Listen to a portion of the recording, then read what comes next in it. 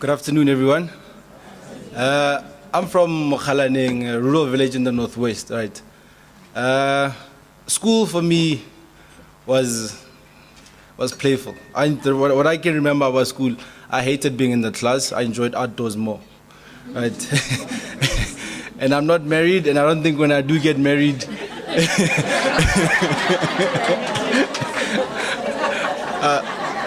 I don't think any of my teachers will be invited.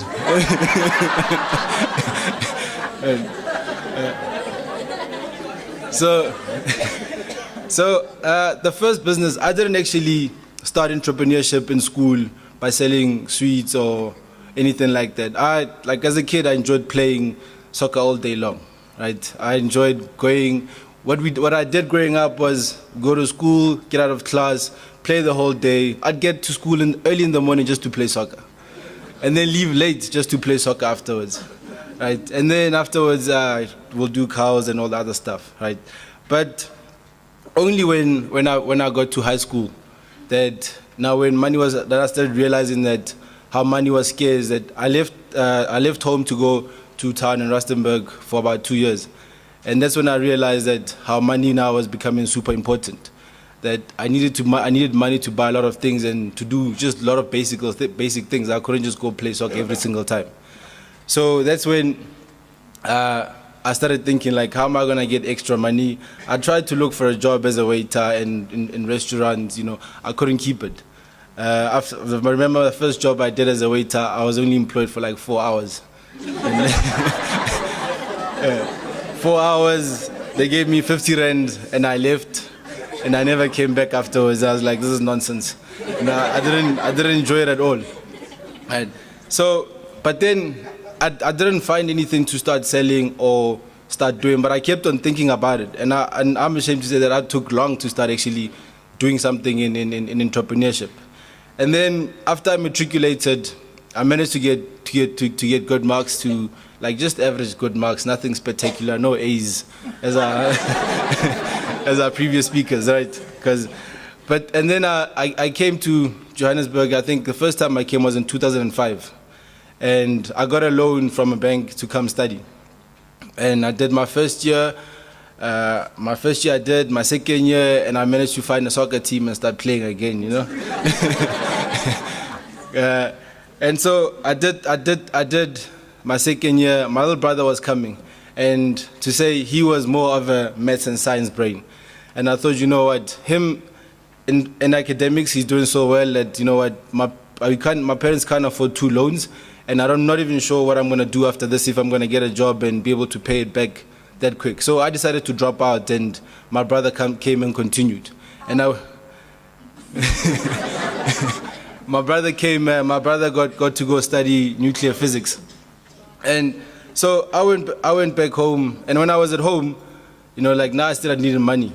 First thing we started doing was I went to preschools, because it was really bad. Back in the villages, there's nothing that happens. Everything is the same.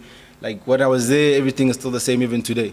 So we started looking that I got to see, the first time I saw a jumping castle, I was already in high school. Like the first time I got my face painted, I saw not my face physically, but seeing somebody's face being painted, was in high school. And I thought, you know what, how about we do these things for kids in preschool? If we have a fun day and organize them to pay 20 rand, and then on a Saturday we'll come, invite 10 or 5 preschools to come.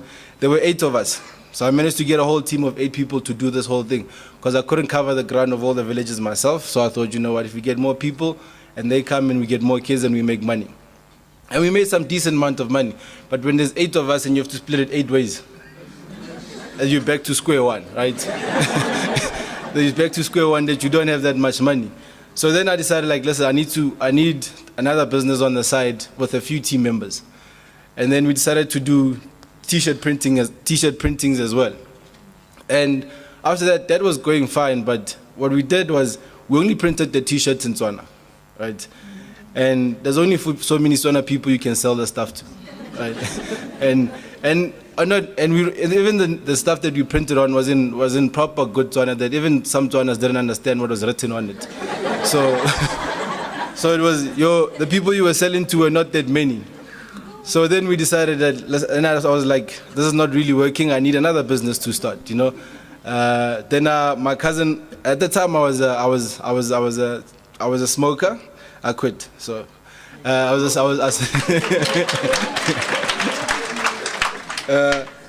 and every single time I get stressed that this business is not working and I go buy a cigarette, there will be out of cigarettes in the shops. And I thought, you know what, how about and then they'll tell me no, the delivery guy hasn't come yet, he's only coming in 2 days' time or whenever. And I thought, how about I start actually start selling to these shop cigarettes because they don't have cigarettes all the time. And I started doing that. I bought cigarettes and started selling them, and then British American Tobacco even decided to give us cigarettes that become our direct supplier. So to say that it later took some of our customers. And then we started doing that. But then most people in villages, they buy on credit. Right? And we sold a lot of the stuff on credit as well. And because as an entrepreneur, you get excited when you sell stuff, for the first time. The money, it does excite you, but the minute that somebody says, yeah, I want it and I'll pay, you get excited and you'll say, I sold this, even when you don't have the money sometimes. And that was now also going down. Cash flow was becoming a huge problem in the business. I couldn't sustain the business. I had orders that I couldn't deliver on. So I was looking for something that I could do now, what's my next business? Because this is clearly not working out. And then and that's when I heard Yusuf speak on radio about how they wanted entrepreneurs in Joburg and to develop into becoming world-class entrepreneurs. I was like, you know what? Let me go try and see what these guys have for me. So I decided to take a taxi from Rustenburg, come this side to take one of their tests. It was a numeracy test. I wasn't that bad in maths, so it was fine. Got to go through the first process on the numeracy test. And then the second one was a cognitive test. They said they took 2 weeks to tell me that, listen, you've made it through to the second round. And when I heard them, they said there was three tests that you had to go through. So I went for the first one. 2 weeks later, listen, you need to come for your second one. And that's when I decided, this business, I'm getting rid of it. I'm going to see what my next business is. Sold the business with the bit of money that I had. Decided to come here. I was like, you know what? It will take a month, and I'm in the incubation. Didn't take a month. It took 4 months before that happened. So during that time when I got here, that little money I had ran out. I was staying with a friend and his girlfriend in a one-room place. That was not fun at all as well. And then afterwards, so during this time, I kept on calling Yusuf and asking him, man, what's the delay? When is the third round coming? When are we doing this? I didn't know at the time that they themselves ran out of money. So they couldn't take more. They couldn't take us at the time. So I decided to look for a job in the meantime while I figured out my next plan. I got a job it was a 2-month contract that I got first time, and then I worked that contract, and then at the end, the contract ended, but they didn't renew it. So I was like, okay, back to square one. But then 2 weeks later, the same company called me again to say, listen, we've actually come work for us again. And I did work at the company until for another 2 months, which is now 4 months, and that I was working for them. And at the time, I were to then contact me to say, listen, come for the third test, which was to prove our working ethic. So they wanted to see if we can deliver on certain work, right? And I managed to, just to cut long story short, since I got 2 minutes, I got into the incubation, and into the incubation, I started a tour business called XA Tours, tour operating company called XA Tours. Because when I was coming to Joburg, I was very discouraged that, you know what, Joburg is very dangerous. There's a lot of bad things that happen in Joburg. And when I got here, it was totally the opposite. You go to Hillbrow, right there, there's different nationalities from across Africa. Nobody tells you about these things. And even the food is also great. Nobody tells you these things. So, and that's what I decided to start my company, telling different stories and showing a different side of Joburg. So currently, then ever since we started the business, we managed to make partners along the way, which this is our best partner, by the way, currently right now, Josie Connect.